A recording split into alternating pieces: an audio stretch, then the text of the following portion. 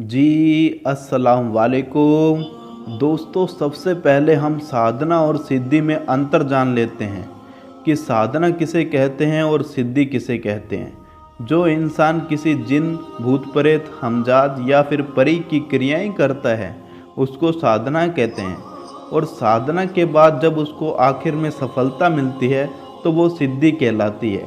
दोस्तों, सिद्धि का मतलब है कि पूर्ण रूप से किसी चीज़ को हासिल कर लेना।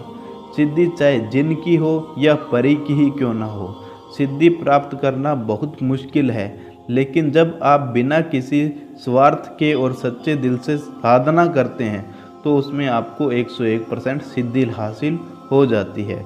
दोस्तों, अगर आप कोई भी साधना करते हैं उससे पहले आपका मन साफ होना जरूरी है। अगर आपका मन ही गंदा है तो आपका साधना करना बेकार हो जाएगा। आज जो मैं आपको साधना लेकर आया हूँ, ये एक बहुत ही तेज शक्ति से भरपूर रानी दौलत परी की साधना है। रानी दौलत परी की साधना बाकी साधना जैसे अप्सरा साधना, योगिनी साधना, यक्षिणी साधना, कर्ण पिशाचनी साधना से बहुत ज़्यादा आसान है।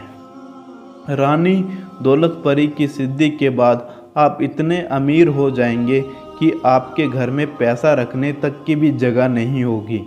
कुछ लोग परियों के बारे में गलत सोच रखते हैं। परियां हमेशा आपको माँ, बेटी या बहन के रूप में ही मिलती है। ये तो आपकी इच्छा है कि आप उसको किस रूप में स्वीकार करना चाहते हो। इस रानी परी का अमल मर्द औरत दोनों कर सकते हैं, लेकिन घर में एक ही सदस्य इस साधना को कर सकता है। दिन की बात कर ले तो इस साधना को आप किसी भी दिन कर सकते हैं। इसमें किसी खास दिन का इंतज़ार करने की ज़रूरत नहीं है। अब आपको साधना को कैसे करना है वो आपको बता देते हैं। सबसे पहले आपको बाज़ार जाना है और बाज़ार से कुछ सामान लेकर आना है। सामान आप नोट कर लीजिएगा।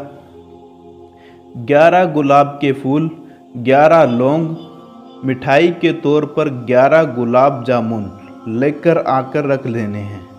अब आपको करना यह है, किसी भी रात को 2 बजे आपको नहाकर सफ़ेद लिबास पहनना है। उसके बाद आपको अपने बदन और कपड़ों पर इत्र लगाना है, और जो आपको स्क्रीन पर जैसे जिस तरीक़ा से सामान रखा है वैसे ही आपको सामान को रख देना है, जैसे आपको स्क्रीन पर दिखाई दे रहा है।